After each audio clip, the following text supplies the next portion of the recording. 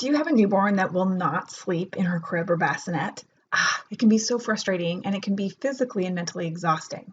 Hey, I'm Dr. Sarah Mitchell, a sleep consultant and helping babies sleep, and I want to talk to you about why your kiddo is having trouble sleeping in this bassinet. Okay, why is it even important to sleep in the bassinet and not be able to just hold her all the time, right? Well, first of all, the American Academy of Pediatrics promotes sleeping on a flat, hard, firm surface to avoid the incidence of SIDS. So this is part of their safe sleep campaign, right? It helps keep our most vulnerable and littlest people safe. The second reason you want your kiddo to sleep in a bassinet is your long game, essentially. Where do you want your kiddo to be sleeping when they're 4, 5, 6, 7 months of age? Right now, they're smaller, they don't weigh very much. It's such a lovely thing. It's great skin to skin to promote all those breastfeeding factors. But long game, where do you want your little one to sleep? Because there is a window of opportunity between 4 and 8 weeks where you're teaching your kiddo what sleep looks like. And if that's on you, that can be hard to maintain in the long game. Gosh, I mean, I used to love watching HGTV and having my my little one's afternoon nap on me, but I just knew that I couldn't maintain that long term. So I was also working on getting her to sleep in the bassinet. Okay, 4 reasons that newborns have trouble sleeping in the bassinet. The first one is, I've noticed over time of years of doing this, is that some kids that absolutely refuse to sleep in the bassinet, they're really uncomfortable. And so they're seeking more comfort and they want to be next to you. That helps soothe them. So these are kids with reflux, silent reflux, any kind of gas or eczema, anything that can be more uncomfortable for a little person. Or if they've had like breastfeeding issues with tongue tie or they're not gaining enough weight, they will seek comfort more than the average kiddo. So you want to be ruling out all of those possibilities. The second reason is she's overtired. So the time you try putting her down in the bassinet, you've actually missed her window, her sleep window, that great window of opportunity where it's easier to get kids to fall asleep and then stay asleep. And in the newborn stage, that's 45 minutes to maybe maximum an hour and a half of being awake. It becomes harder to get kids to fall asleep once you've surpassed their awake window. So being overtired is one of the reasons kids refuse to sleep in the bassinet. The third thing is habit.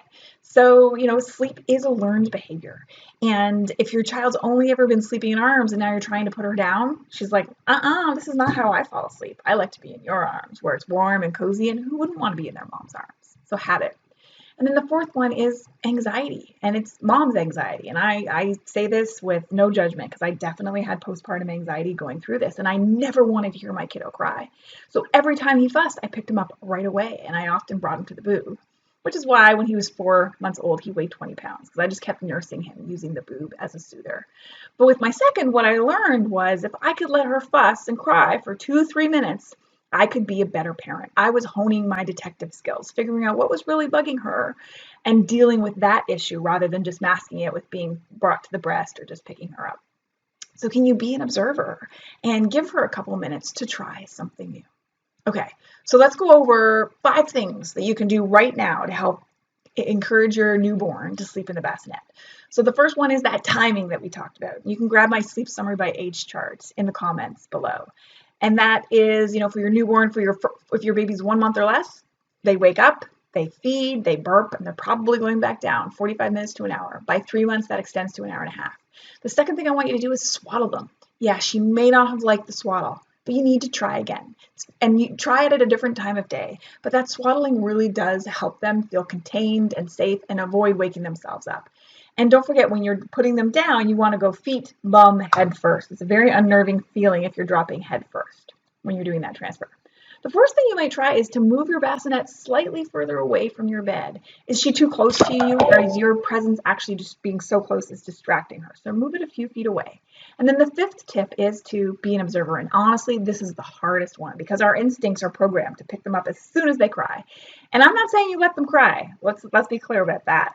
But hey, can I stand over you and offer you physical and verbal reassurance while I'm putting you in the bassinet? Maybe I'm even rocking you back and forth a little bit with my hand and helping you fall asleep. I'm not leaving you to cry, but I am being an observer and watching your body language and giving something new a chance to work. I find as new parents, that's the one thing that's really, really hard to do. Give it a chance to work.